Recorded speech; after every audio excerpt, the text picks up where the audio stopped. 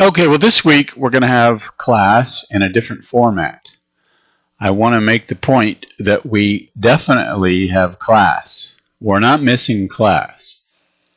It's just that rather than coming to CBLS 100, the auditorium, and sitting there and having the lectures are being presented in this video format. You're responsible for the information in these lectures. You have you're going to be asked questions on the exam, but you have an opportunity to look at these videos, watch these videos whenever you want, wherever you want. You can watch them again.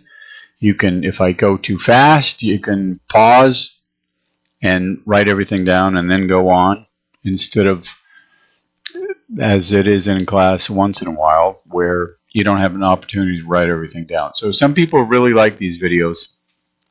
Some other people don't like them as much.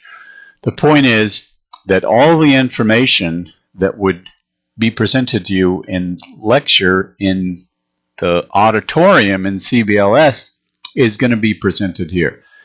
And the other thing is that this information is going to be included on our next exam, which you may recall is going to be on Halloween, October 31st. So we've got a little while until that exam. But here you have a record of this, and as I said, you can do whatever you want to with these video lectures. You can watch them wherever you want, whenever you want, as many times as you want. So that's how the material is going to be presented. We don't have this week off, but you don't have to go to the lecture hall Monday, Wednesday, Friday at noon. And what we're going to be talking about this week is DNA. We've looked at chromosomes, and we looked at chromosomes being divided up when cells are dividing, when you're making new cells.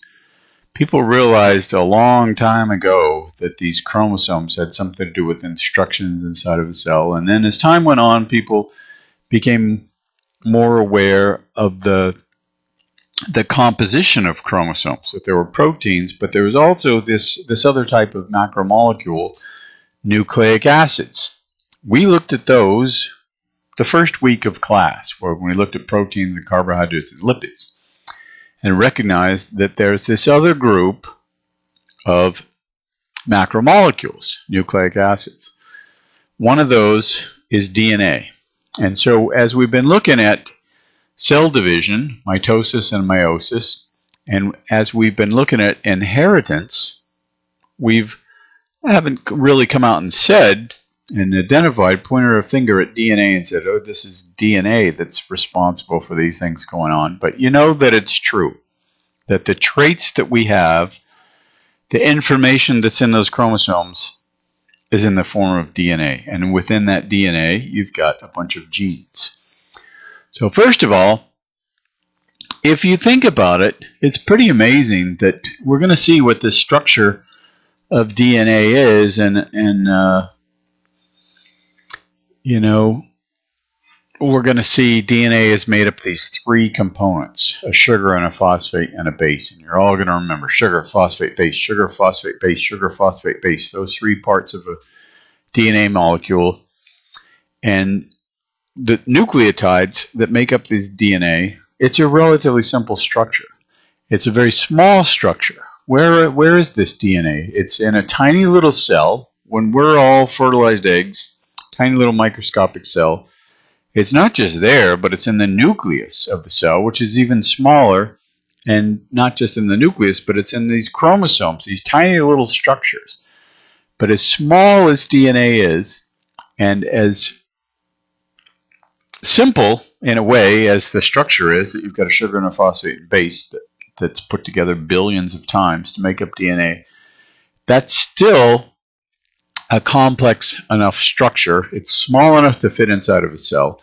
It's small enough to fit inside the nucleus of a cell, but it contains enough information to make us all who we are. It contains enough information for all of us to synthesize all these different proteins that are involved in all these different biochemical pathways and metabolic pathways, and synthesize all these different proteins that are related to our morphology And so it's pretty amazing that this DNA can be copied over and over and over, millions and millions and millions and millions of times, and most of the time there aren't any mistakes that are made.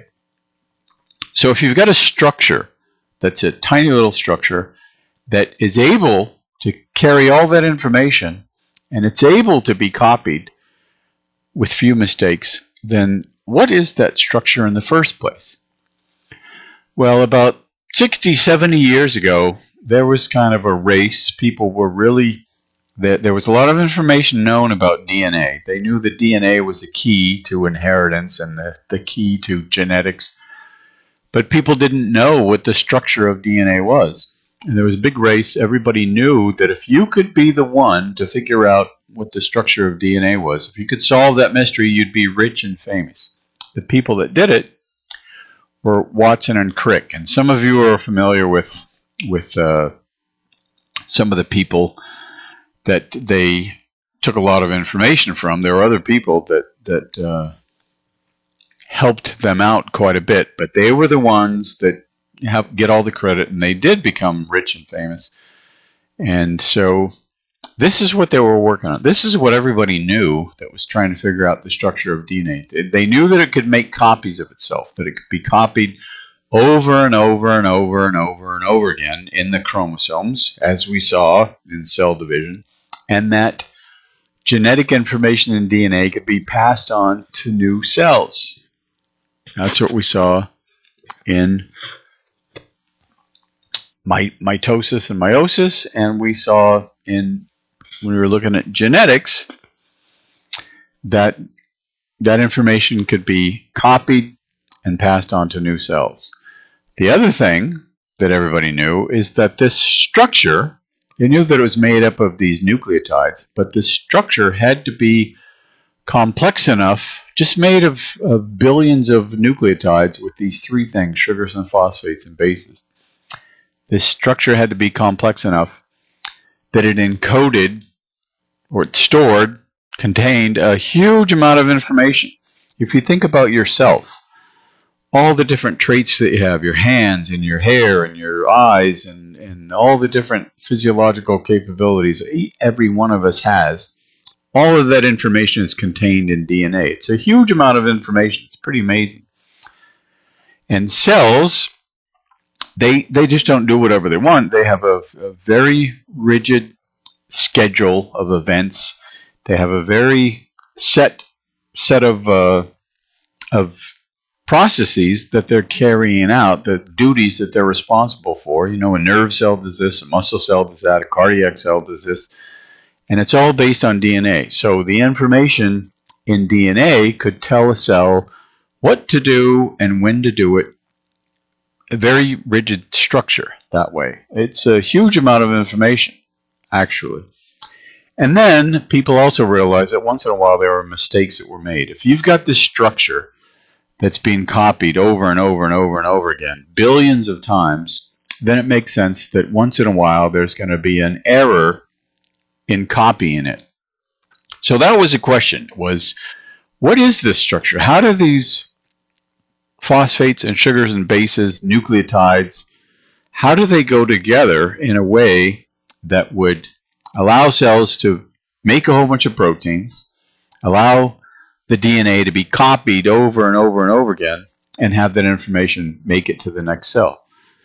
And once in a while, a mistake made. So that's what we're going to concentrate on when we're looking at this, is what is this structure of DNA? How is the structure of DNA related to those functions?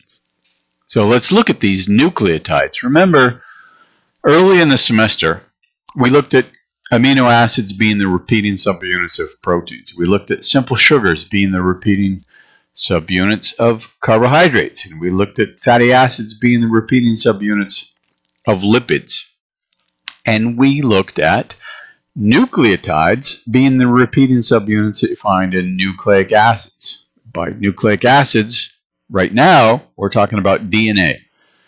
DNA is a nucleic acid. DNA is made up of millions and millions and billions, actually, of nucleotides. So one nucleotide, one of these repeating subunits, it's like a long train with a whole bunch of cars. Each car is a nucleotide. Each nucleotide contains three things. Just three things. And this is where the simplicity of DNA is pretty amazing. You've got a sugar, a 5-carbon sugar, so it's got a pentagon shape. You can see it in the middle of this figure here. It's got a phosphate group, phosphate and oxygens. And remember, we saw a lot of these when we were looking at energetics, ATP. So if you're thinking maybe it has some energetic function, then you're right. This phosphate, these nucleotides are joined together, and energy to join them together is related to this phosphate group. So you see a phosphate. It's got the phosphorus and the oxygens. You see the sugar. It's got this pentagon shape, 5 carbons. And then up there on the right, you see this 2 base, purine or pyrimidine.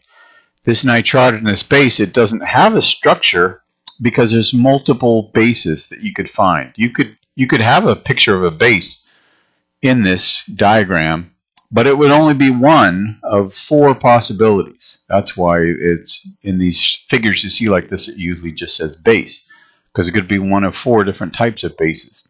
Those bases are nitrogenous, which means they have a nitrogen in them.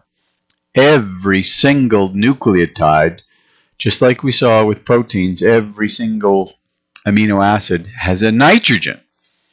So it's not just carbon and hydrogen and oxygen, but it's carbon, hydrogen, oxygen, and nitrogen. Every single nucleotide, every single nucleic acid, just like every single amino acid and every single protein has nitrogen.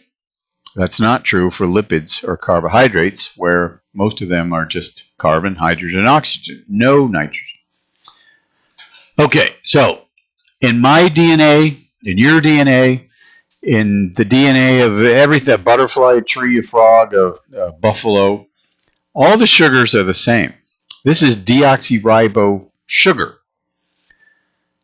It's got a hydrogen there instead of an OH group. When we look at RNA, you'll see there's a different sugar in RNA. It's a ribo sugar instead of a deoxyribo sugar. It has the oxygen. But the sugar in my DNA and every one of my nucleotides is the same. The phosphate in my DNA and your DNA, every nucleotide, is the same. Well, I'm not the same as you. I have different cells that do different things. So where does the variability come in? Well, the variability is definitely not in the phosphates and the sugars. It's in the bases. The bases are different, and the bases differ between different people. That's the key to variation in a population and amongst species. Speaking of those bases, there are 4 bases that you find in DNA. There's guanine, adenine, cytosine, and thymine. Now, there's their names. You can recognize that one of them starts with a G and an A and a C and a T. Now, for the most part, for the rest of this course, we're going to be talking about the letters themselves, G, A, C, and T. And sometimes people look at these things and say, G, A, that doesn't spell anything. There's just a bunch of letters. I don't even know what those are. Those letters are abbreviations for these bases. So there's 2 bases that are purines, 2 bases of pyrimidines. We're not even going to be caught up in that. But if you look at these, look at the composition of these. So one of them has 2 rings, the purines, and the pyrimidines only have 1 ring. There's carbon, hydrogen, oxygen, and nitrogen in guanine, adenine, cytosine, and thymine. So every nucleotide is going to have a sugar and a phosphate. Those are the same. And it's going to have one of these bases. So there's a type of nucleotide that's got a sugar and a phosphate and a guanine. There's another type of nucleotide that's got a sugar and a phosphate and an adenine. And then there's a 3rd one and a 4th one. So what you see in a lot of abbreviations for DNA, it's not going to show the sugar and the phosphate because they're all the same. There's no point in that. It's not even going to show this structure of the purines or pyrimidines. All you're going to see is a letter, a G or a C or an A or a T, indicating that the sugar and the phosphate are attached to this base guanine, or that they're attached to this base adenine. Every nucleotide has a sugar and a phosphate and a base, but they're all the same except for the base. So you could just have a G, and that means that's a nucleotide with a sugar and a phosphate, and the base in this case is guanine. 4 different types of bases in DNA. Still not that much variability, and yet there's a lot of difference between me and you and everybody else and us and a buffalo. So let's look at these nucleotides. Nucleotides, it's just one monomer. Mono means one repeating subunit within a big chain of nucleotides that are joined together. So you're probably all familiar with this idea that DNA is a double helix. It's got a double helix structure.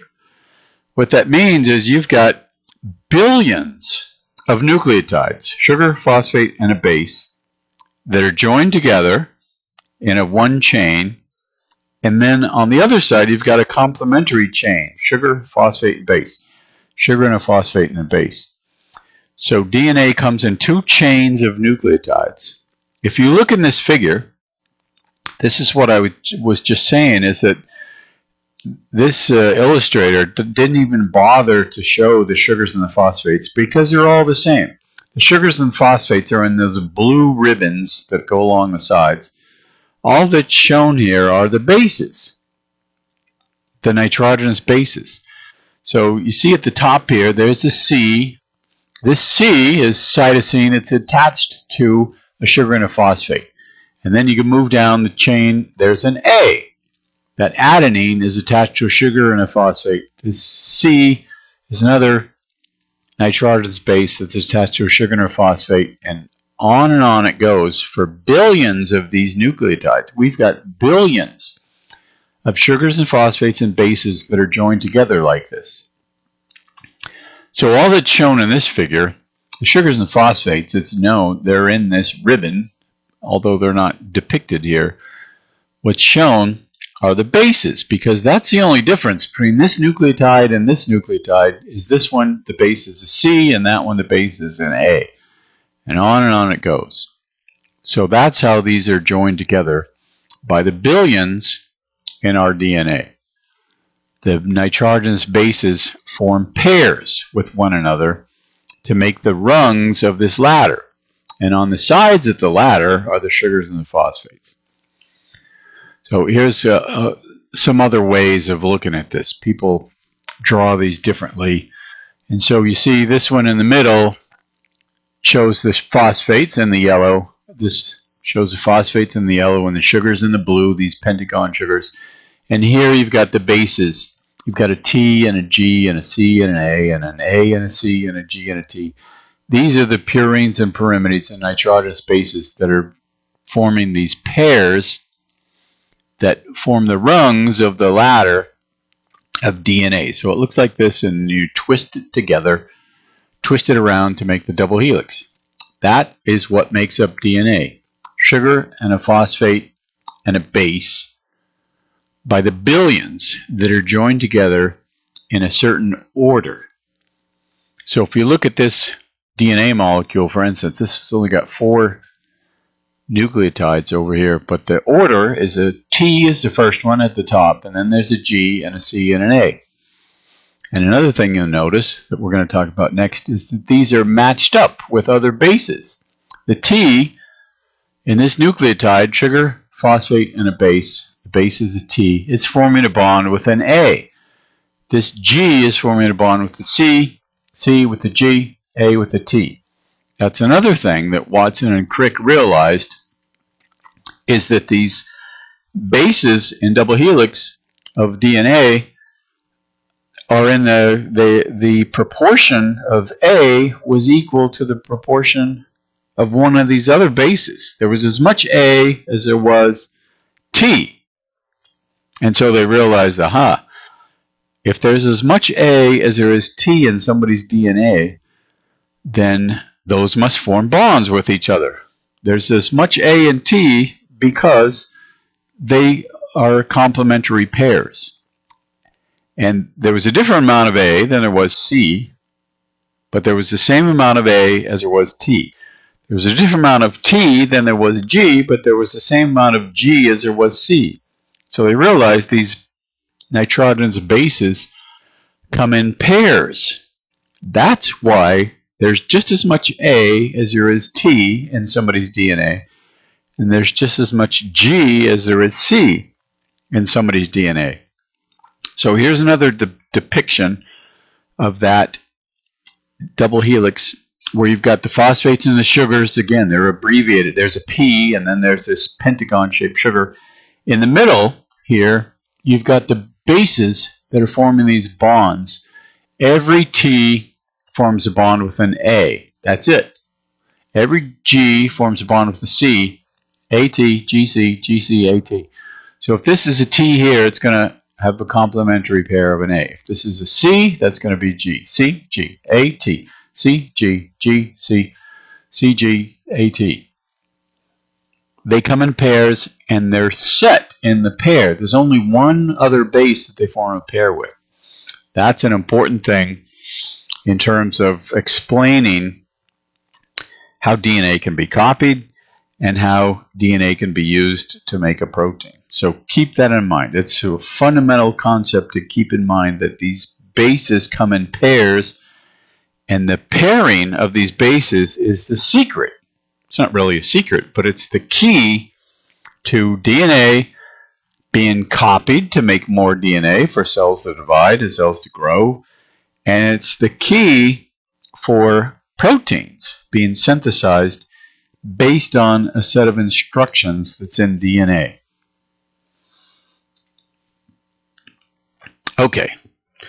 And one last thing for this first half of the lecture is that these bases come in pairs, and on one side of the double helix of DNA, you've got a sugar, these blue pentagons, you've got a phosphate, the yellow circles, and so you've got this strand of DNA that's made up of sugars and phosphates, sugar, phosphate, sugar, phosphate. They're all joined together. Each one of those sugars, phosphates, and bases is a nucleotide, remember. So you've got one chain on one side, and here it's labeled, and you see this. We're not going to get into all the details. It has to do with the direction that they're copied. But there's a 5' end and there's a 3' end. But there's two strands of nucleotides that make up DNA. There's one strand that goes one way, sugar, phosphate, base, sugar, phosphate, base, sugar, phosphate, base. Here you can see this is one strand of nucleotide, sugar, phosphate, base. That's one nucleotide. Sugar and phosphate and base, that's two nucleotides. Sugar and phosphate base, that's 3 nucleotides, 4 nucleotides. That's 1/2 of this DNA molecule. The other one is going in this direction. It's got a sugar and a phosphate and a base, sugar and a phosphate and base, sugar, phosphate and base. And in the middle, where the rungs of this ladder are, that's where you have the bases that are joined together in their complementary pairs. So these are complementary to one another. If you went and looked at the order T, G, A, C, that's a very specific order. T is first. It's not second, it's not third. T is the first one, and then G is the second one. Over here, it's not a T, and this isn't a G. It's an A and a C, but it's complementary. So if you know the order of these bases, this is a T, then this has got to be an A. If that's a G, that's got to be a C. That's an A, that's got to be a T. So even if you just had this one side, you would know the order of bases that match up with the bases in this part. And again, that's going to be the key for making more DNA and making proteins.